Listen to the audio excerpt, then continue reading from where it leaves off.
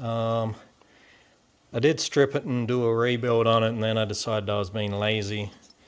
So I've got new idle pickup tubes. They go in here. And where are the old ones? I have the old ones laying around here. Oh, there we go. Okay. So that's the old one. It's being pushed out of here. And these are the new ones we'll hammer in. And if I flip it over on the other side for the secondary metering wells. So we've pulled them out, which is this guy. And I'm going to drive these in here to seal them up. And then that's me not being lazy and this being done. Gonna get rid of these engine mounts and put the new ones in. Gonna clean all of this garbage off here if I can, and then start painting all this rusty stuff. I do want to pull off the wiper motor and swap that while we're at it, because it's easier to do when I can climb in here and just get over there. What else am I planning to do today? Gonna make sure this ain't damaged. Jesus. Also gonna pull out the fuel lines, put fresh ones in down there, put some new hoses for the HVAC system. I don't think I need to do that today. Okay, so I put the pulleys back on to the water pump and the front of the crank there. Got the bracket on. Also had to take off my beautiful remanufactured filler tube and put this disgustingly ugly one on it that turns because the AC compressor sits right here, and also the heater hose needs to go through this section as well. So that's really cool. Got this on, and I put on the plug wires. So these are some high performance 8.5mm blah blah blahs. So there you go. That is as ready to go in as it can possibly get. Okay, calling this session a wrap, but I just spray painted all of this shit. So it is no longer rusty and gross looking. Yay. The Speedo Drive gears arrived finally. That's an R33 GTR. So I'm gonna go slot them in the transmission and do some other little fiddly bits.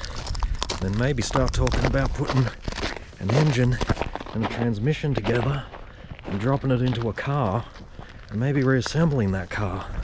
Just for the sake of completeness, I want to make sure I actually have footage of everything here. So this is what the transpan looks like, and this is a fresh gasket from the Wix filter kit. This is the Wix filter.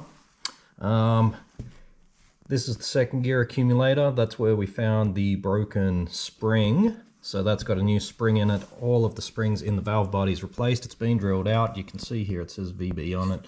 It's aftermarket gasket set in there too. So it's been shift kitted.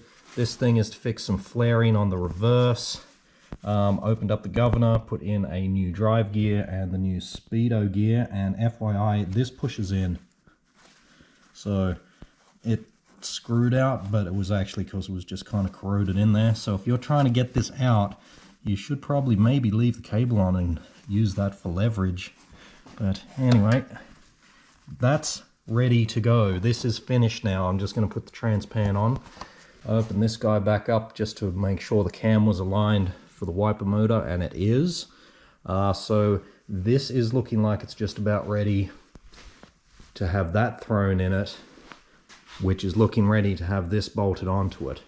That just needs a flywheel, and then these two can be mated together and the whole lot could go back into the car. Anyway, onward.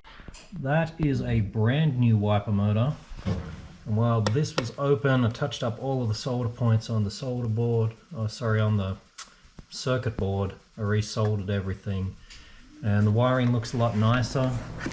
So on the old one, these wires were cut and spliced for some reason, and I'm not sure why. So hopefully that resolves the issues with the wiper. See, it even has new nuts down there. Yeah, I did a bad job cleaning that. So basically I burnt my entire session working here, putting the original engine mounts back in because the new ones don't fit. I did re-grease all of the steering joints and gave it a bit of a touch up with the black wherever I could. including these super rusty. So these are spacers for the panel gap.